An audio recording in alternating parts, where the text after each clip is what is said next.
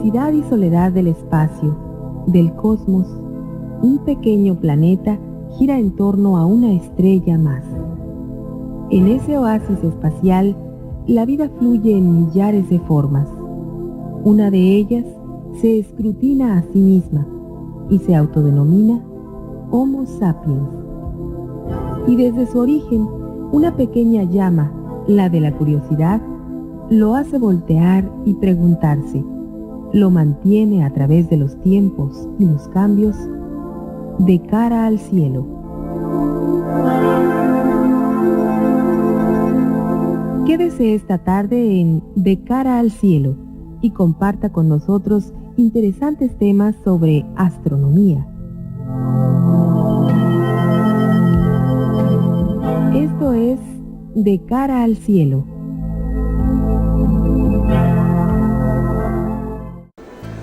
Siempre he mencionado que pensar en astronomía normalmente nos lleva a imaginar una noche oscura, estrellada, la observación de la luna, los planetas, las nebulosas, las galaxias, las estrellas. Pero realmente hay solo una estrella a la que nosotros podemos descubrir con un detalle increíble. Y por ello, la observación de esa estrella no ocurre durante la noche, sino en pleno día. Es la estrella a la cual nosotros llamamos Sol. El Sol es, independientemente de sus características, de su estructura, es en principio simplemente la estrella más cercana a nosotros. Es la única de la cual nosotros podemos observar y admirar los fenómenos que ocurren de su actividad. Es también el modelo, la referencia para poder entender a las otras estrellas que ni aun con los telescopios más grandes del mundo las podemos ver con un tamaño apreciable. El Sol nos ha acompañado en toda la existencia del género humano. El Sol nació hace cerca de 5.000 millones de años. Ha cambiado durante todo ese tiempo. Y para todas las culturas existentes en el planeta ha sido la representación de la luz, del calor y de la vida.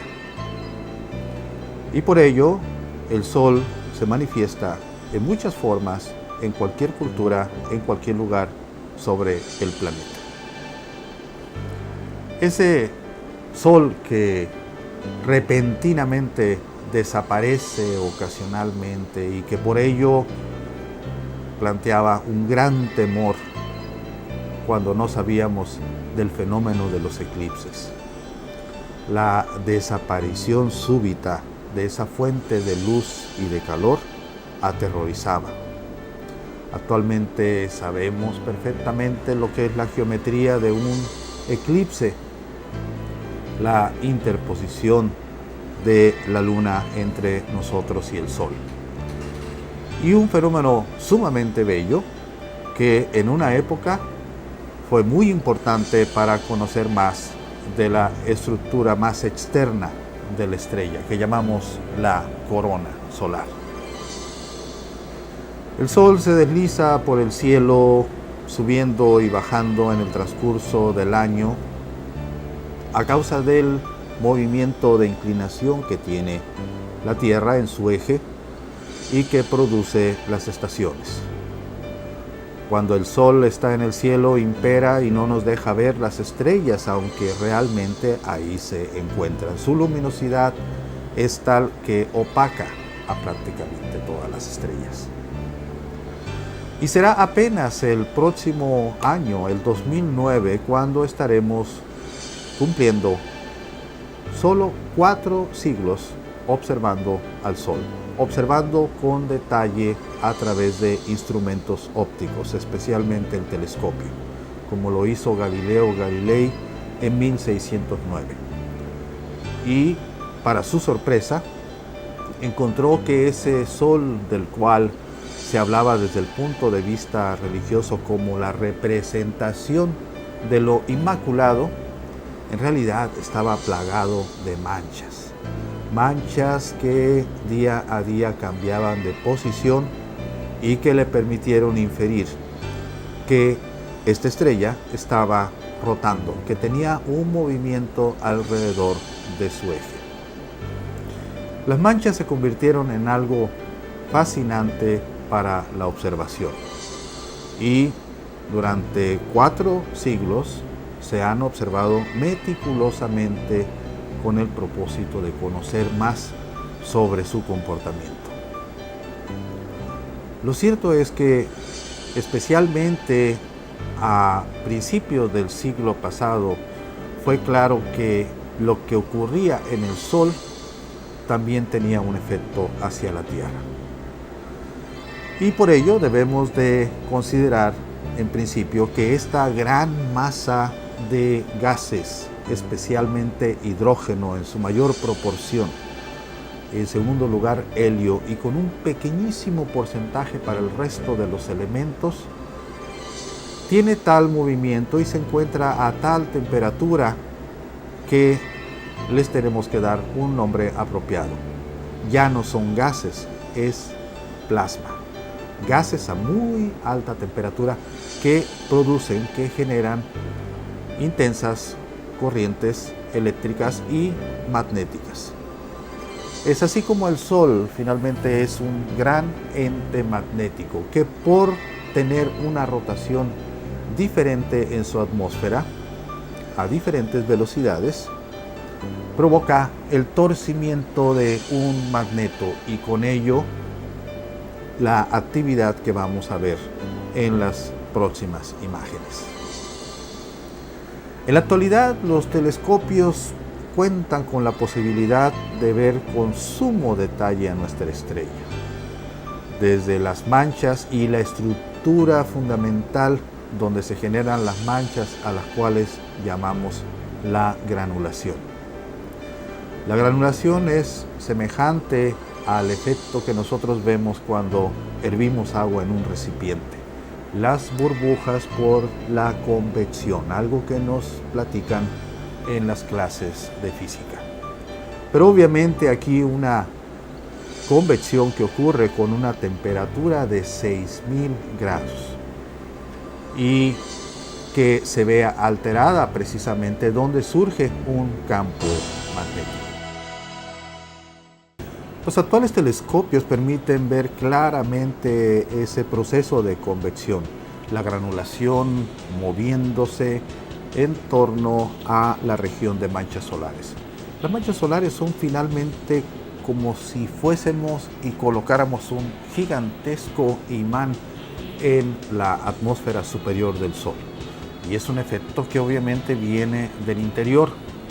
Mucho se había modelado el cómo estaba funcionando la convección en la granulación. Sin embargo, hasta recientemente se han podido obtener películas que claramente muestran ese movimiento. Cuando vemos el Sol, lo podemos apreciar aparentemente muy tranquilo, pero en realidad todo se encuentra en movimiento. Y los magnetogramas, que son sistemas especiales para ver esos campos magnéticos y su evolución, ahora nos permiten ver claramente representado en una imagen blanco y negro sobre gris, que significa el positivo y negativo de ese gran imán, toda la turbulencia y toda la evolución que va teniendo el campo magnético. La presencia de manchas de gran tamaño, especialmente en el pasado, se comenzó a relacionar poco a poco con el hecho de que en la Tierra ocurrían una serie de perturbaciones. Principalmente la presencia de las auroras, un fenómeno que especialmente puede ser observado desde altas latitudes. Es ahora que comprendemos que ocurren cosas relacionadas con las manchas que provocan un destello, como le llamamos nosotros, una ráfaga, donde emerge un torrente de material que 72 horas después alcanzará nuestro planeta y va a alterar todo el campo magnético del mismo. En la actualidad no son solo los observatorios terrestres estudiando y vigilando al Sol constantemente. Hay, por fortuna, la posibilidad, desde que estamos en el espacio hace medio siglo, de tener observatorios solares en el espacio. Hay varios, como SOHO, que está a 1,5 millones de kilómetros de la Tierra, orbitando el Sol. Está TRACE, en órbita de la Tierra. Está GINODE, está Stereo y otros más. Cada uno nos ha revelado lo que pasa sobre las manchas solares, viendo a temperaturas que antes no podíamos observar, y para lo cual se tiene que ver en longitudes de onda, en partes del espectro que no captan nuestros ojos, como el ultravioleta y los rayos X especialmente. La apariencia del Sol cambia totalmente y podemos ver todo ese mar de hidrógeno en movimiento y con su correspondiente actividad. Las imágenes obviamente son en ultravioleta. Ustedes las ven de colores porque han sido cromatizadas. Se les ha colocado un color para poder distinguirlas unas de otras. Pero en realidad no estamos viendo un color, sino más allá, por eso se llama ultra, más allá del violeta. Y cada parte, cada tipo de imagen nos revela una temperatura asociada con un tipo de actividad del Sol. Las imágenes de rayos X, especialmente desde 1991, pudieron permitir una asociación directa de la actividad que ocurre en la capa alta, que es la corona, con la parte más baja, que le llamamos la fotosfera, donde aparecen las manchas. Y es muy diferente, obviamente, el observar una mancha aparentemente estática en la fotosfera y ver lo que está ocurriendo en la parte superior. Esa posibilidad es la que nos da el observar desde el espacio. Pero además, resulta que esta actividad no es siempre la misma. Si revisamos los últimos 11 años, podemos ver lo que es un ciclo completo de manchas solares. En 1996 fue la época que llamamos del mínimo de actividad de manchas. Año con año podemos ver cómo esa actividad se fue incrementando hasta llegar a su máximo en los años 2000, 2001 y posteriormente comenzar a descender hasta el momento actual en que estamos terminando el nuevo mínimo de ese ciclo para iniciar otro más, que deberá estar, como en esta secuencia, en su mayor actividad el año 2011 o 2012. Un ciclo muy claro. Esto no significa que el Sol no tenga actividad de otros tipos que son mucho más sutiles, mucho menos evidentes que la que vemos en la época de mayor actividad del ciclo de manchas. El estar observando hora tras hora al Sol nos revela con mucho detalle que están siempre ocurriendo cosas. Hay una gran cantidad de secuencias de imágenes. Hay teras de datos, de películas, de imágenes que han obtenido estas naves espaciales y que nos permiten llevar esa secuencia de los movimientos en la atmósfera del Sol. Pero está perfectamente identificada en la actualidad lo que es ese resultado del torrente de material que llega a la Tierra provocando alteraciones. Esas ráfagas han sido observadas con todo detalle y en sus diferentes niveles, desde el ultravioleta pasando a la observación con los coronógrafos para ver el efecto de estática que ocurre en los mismos instrumentos del observatorio espacial. Las ráfagas solares, esas tormentas que ocurren y que tienen muchos efectos hacia nuestro planeta, tan dependiente actualmente de las comunicaciones, de los satélites, la meteorología, etc., han sido especialmente observadas los últimos 15 años gracias a todas esas sondas espaciales. Nunca pensamos, por ejemplo, que una ráfaga pudiera generar prácticamente un túnel de material donde el campo magnético modula el movimiento de todos esos gases. Hemos podido incluso ver con un detalle que nos ha mostrado Trace el movimiento de material muy fino en alta resolución para ver el comportamiento de las ráfagas.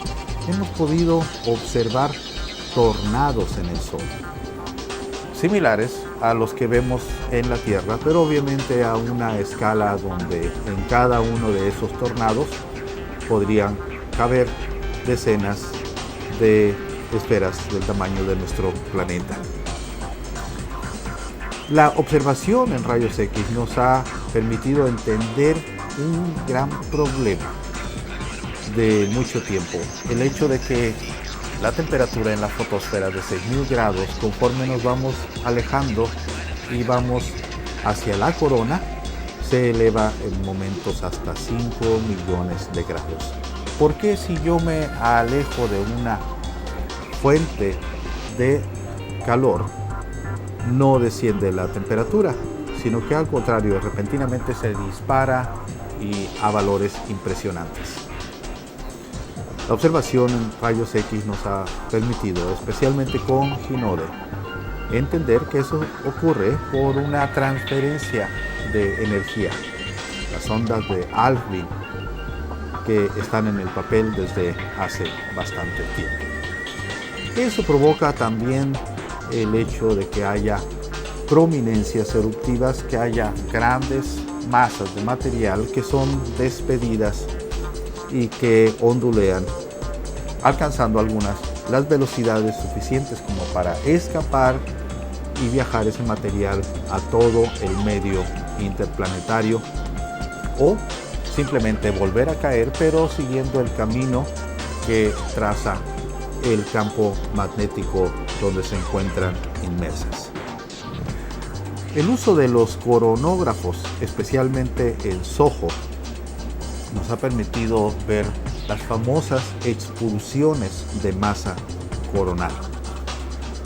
Una gran burbuja se levanta repentinamente y comienza a crecer hasta que se rompe y todo ese material viaja al medio interplanetario.